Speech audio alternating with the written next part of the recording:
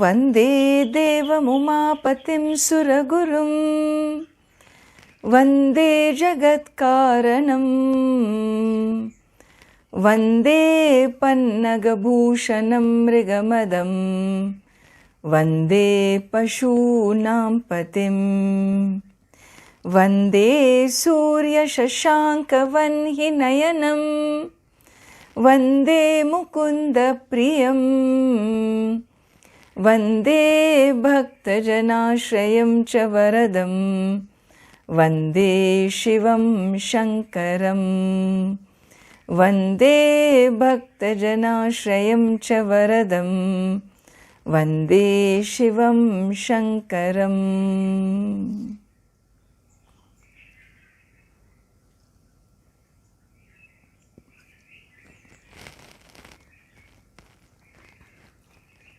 We have been looking at, in introducing Lingastakam, the prayers, set of 8 verses dedicated to a worship of the Lord through a Lingam, through a Shiva Lingam.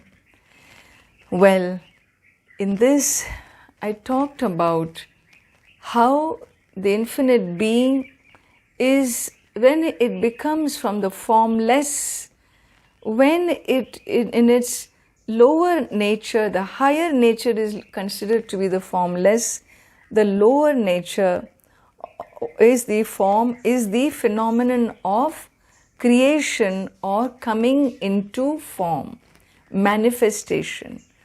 The unmanifest to manifestation.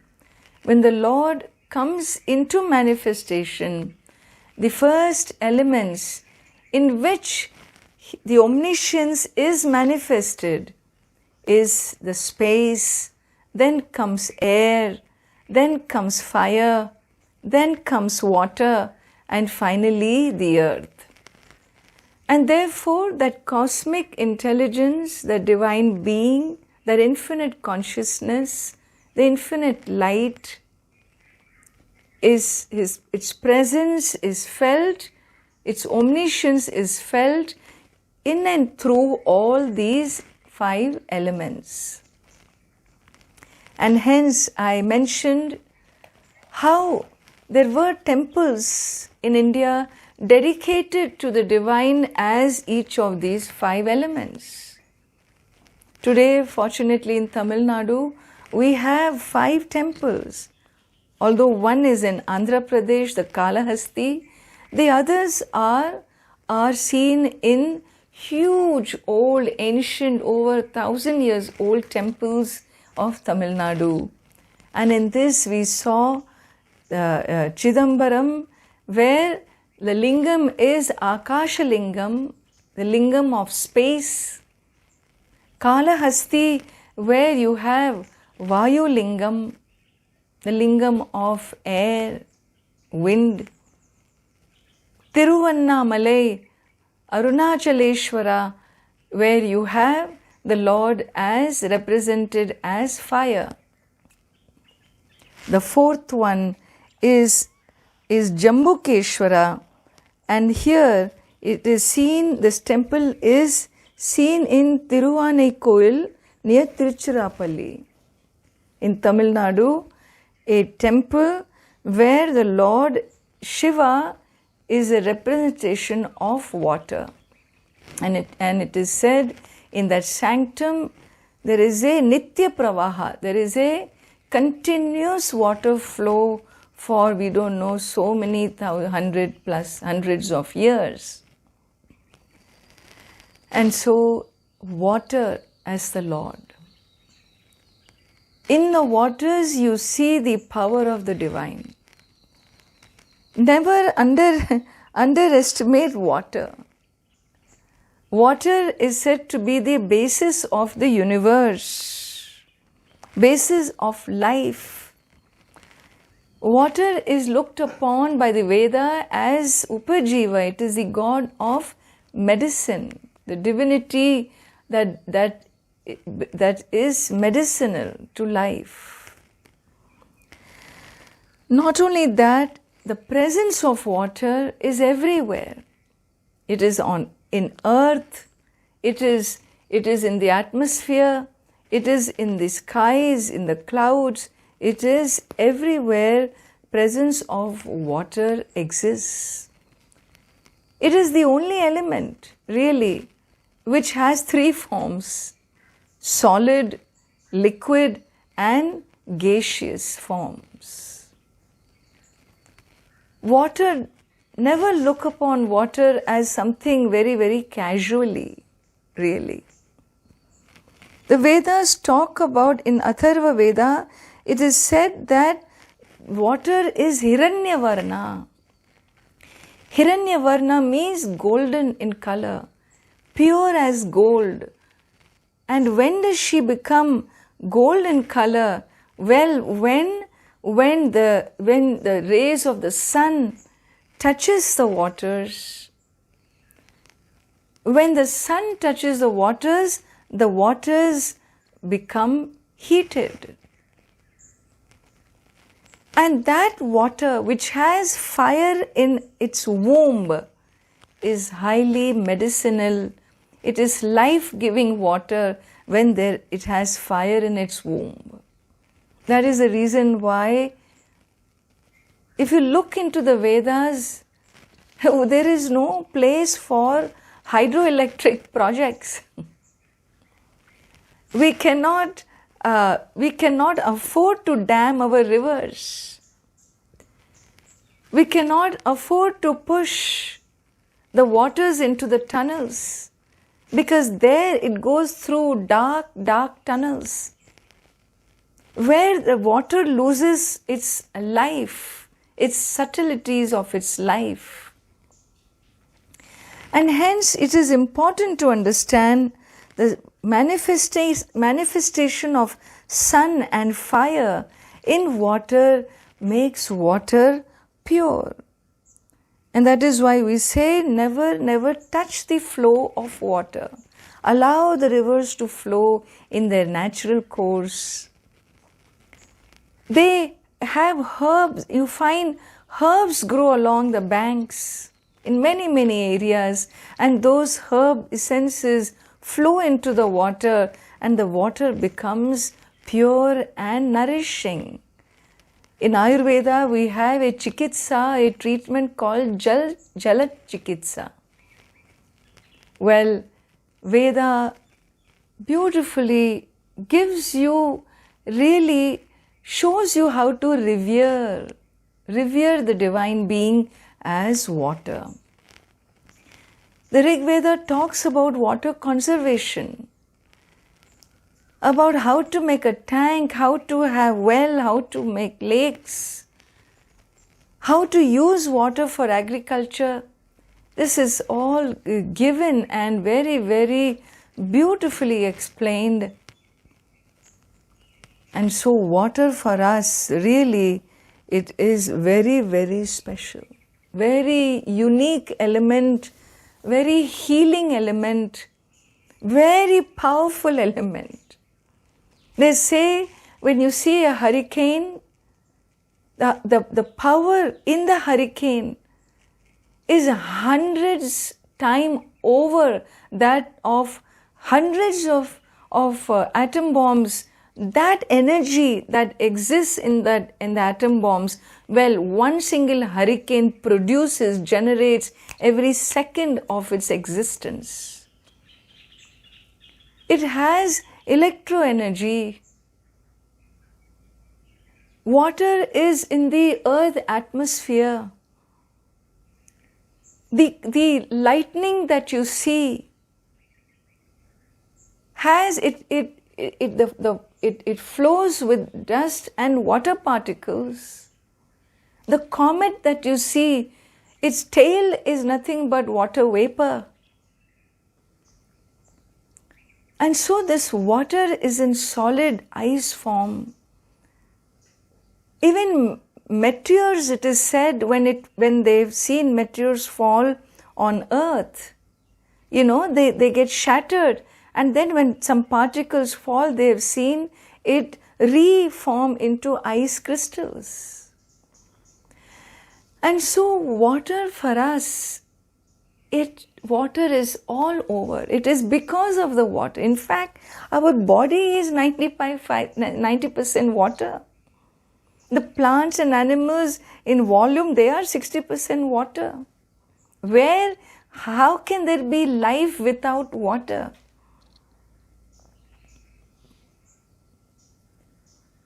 It is because of water that even the earth maintains her temperature, which is comfortable for us to live in. It is all that 70% of water body on Earth's surface that absorbs the heat of the sun so that the earth is not parched. As it moves in its axis around its orbit around the sun. And so not only it holds the heat, it regulates the temperature of the earth, and it prevents the atmospheric water, prevents the cold of the space out there enter onto earth. So it prevents freezing of the earth as well as overheating of the earth. The power of waters, the existence of waters, not only on earth but in the skies, in the clouds, in the planets. Our seasons, our changing seasons, when the waters in the atmosphere interact with the planets, the sun, the moon, well, you find the seasons are affected. Is it not? All this we learn in our science in school years. You know of the influence of the moon in the tides of the ocean.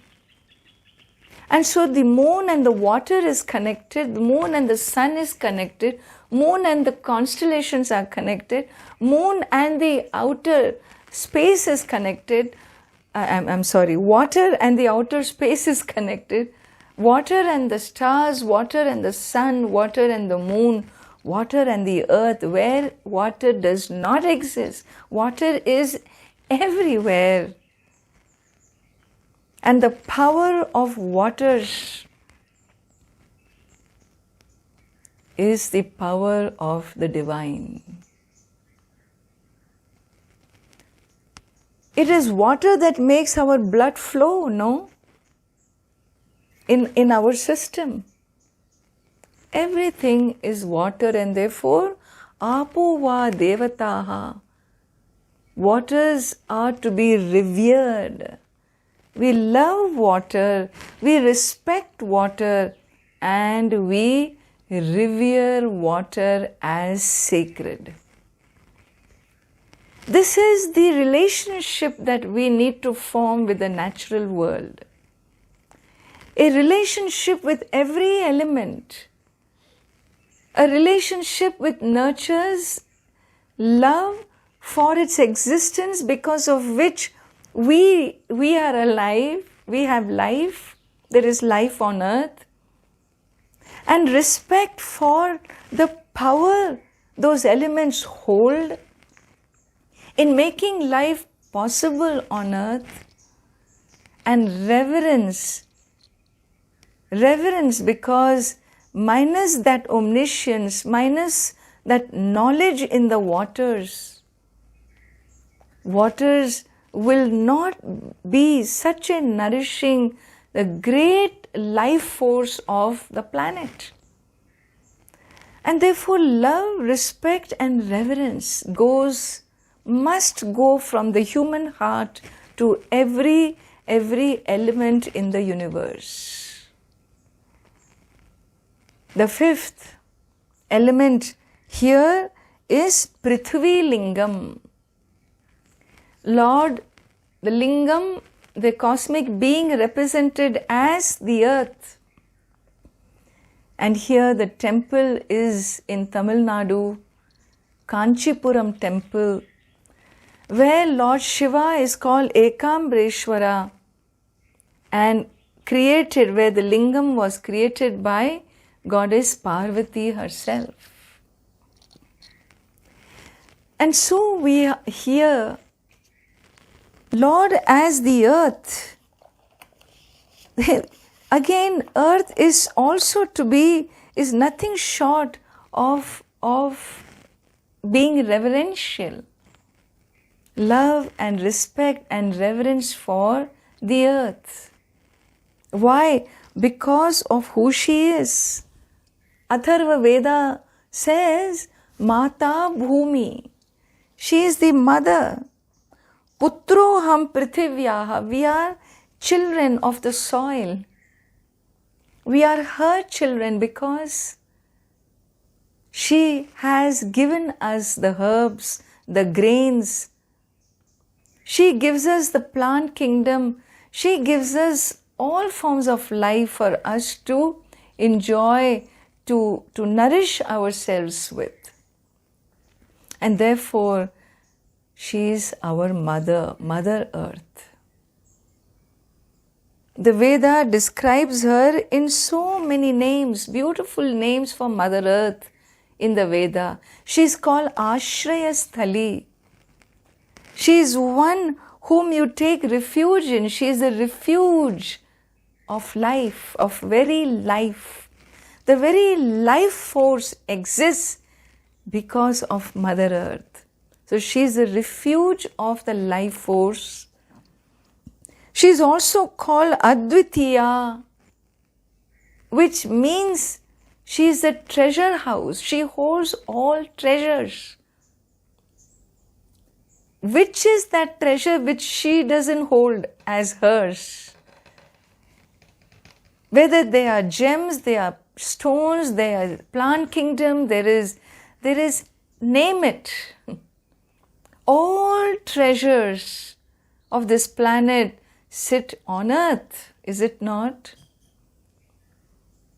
And so she holds the treasures and provides every life form as and when, whichever life, whatever they require. Mother Earth is a great provider, a great nourisher, the greatest caregiver, the greatest life giver. She is also said to be Bhumi. Bhumi is that element where agriculture is possible. You can work with her. In fact, the Veda says when you work with Bhumi, be alert. Don't you just go on ripping her apart. When you dig into her, make sure that you seek permission. Because you are disturbing nature. And so you seek her permission, and that's why we have Vastu Puja and so on, where we worship the goddess before we strike our axe or call our machines bulldozers. We seek her blessings and her protection. And so she is Bhumi, she is Jalapradatri. Jalapradatri, she is the one who gives us herbs, water, and a lot of medicines she produces and generates and produces, gives us through water. She is Indragupta, she has the most powerful, the greatest power of Mother Earth is Indragupta, or the gravitational force. Nothing in the world can go against the gravitational force of Mother Earth. And no matter whichever way she turns around her axis or moves around the globe, she holds herself and all life form in her bosom. This is the nature of the great goddess, the universal goddess, Mother Earth.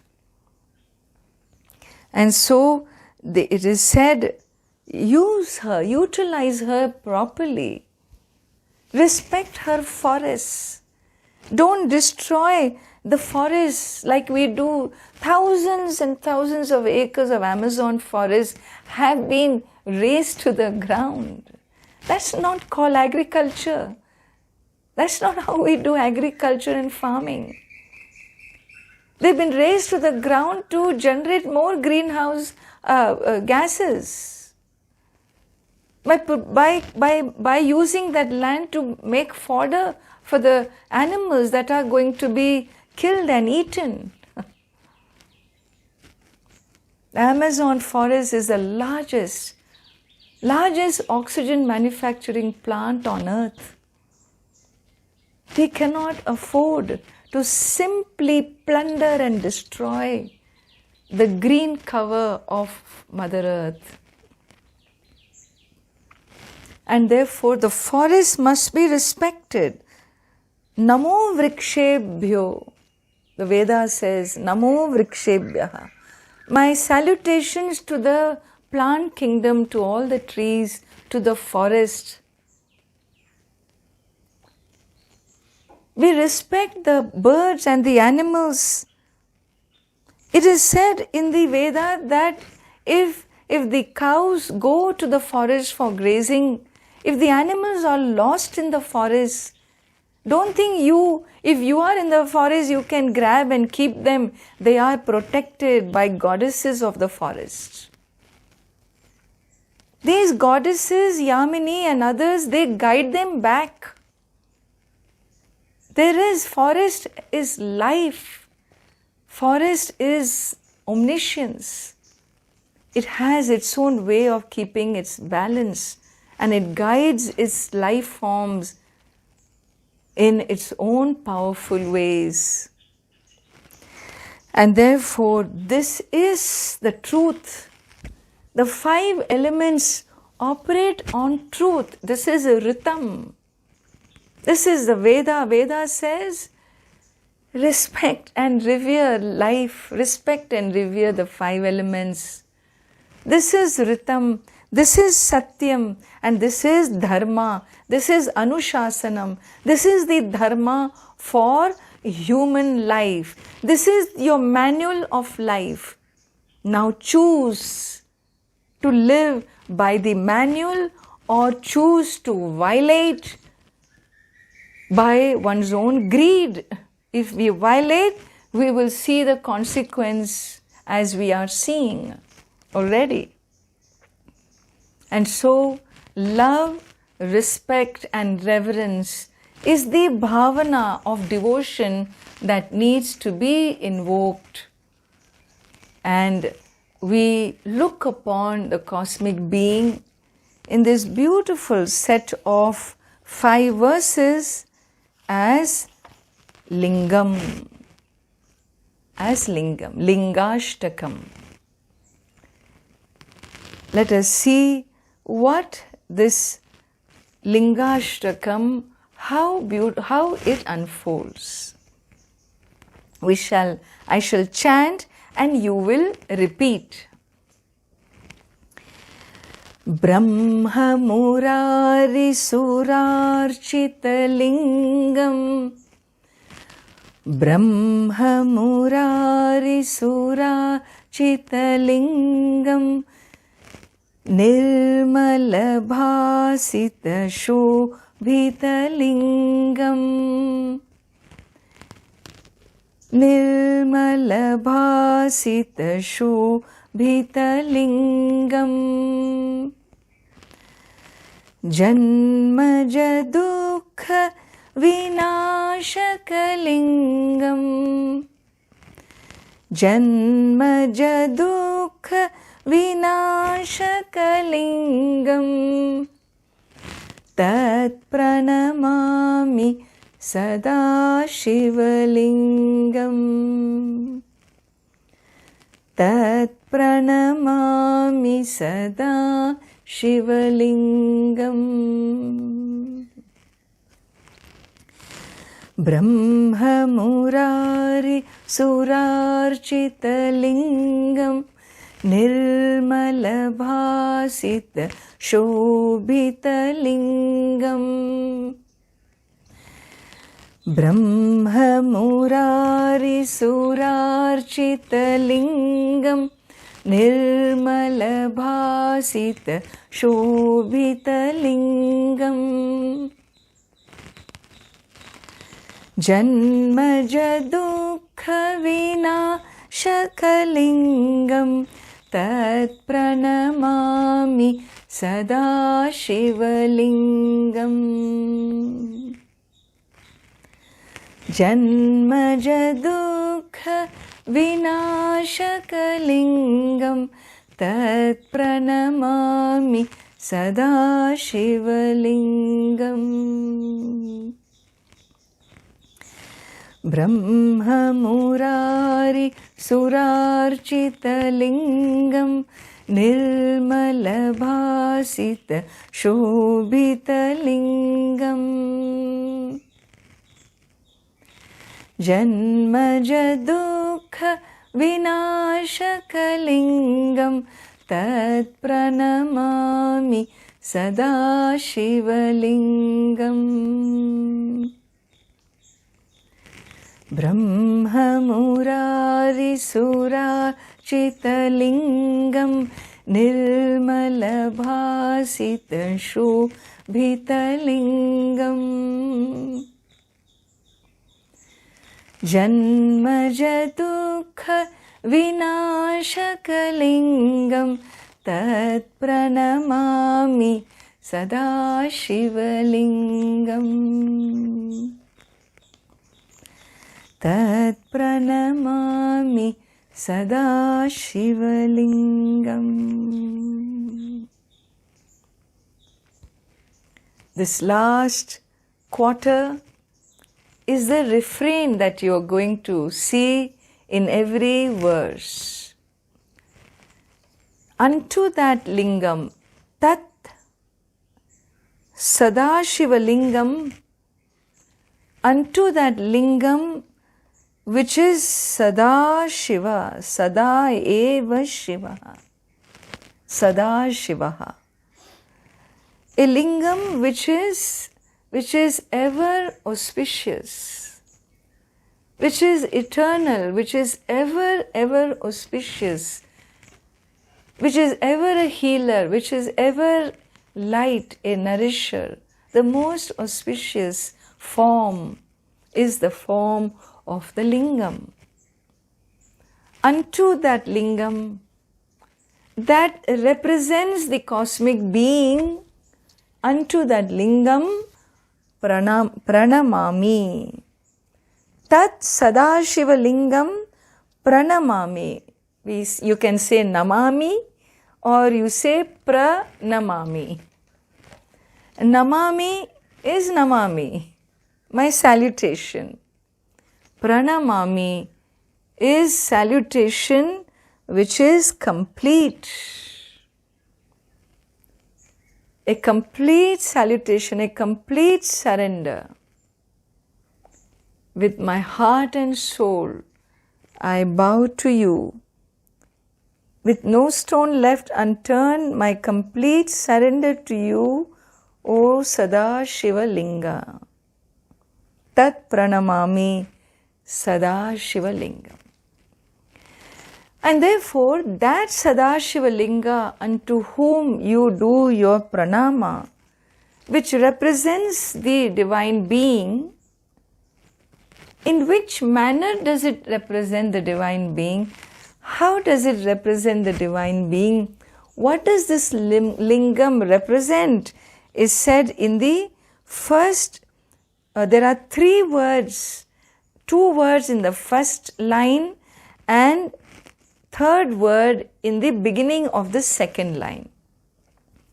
And so we do pranama to the lingam, which is Brahma Murari Surarchitam Lingam and Nirmala Bhasita Shobhita Lingam and Janmaja Dukkha Vinashaka Lingam.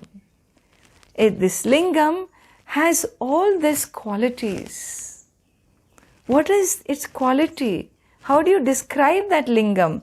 Well, that description is given in these 3 words of the first verse and describing the Lingam with its power, its nature, unto that Lingam, my complete surrender with my heart and soul.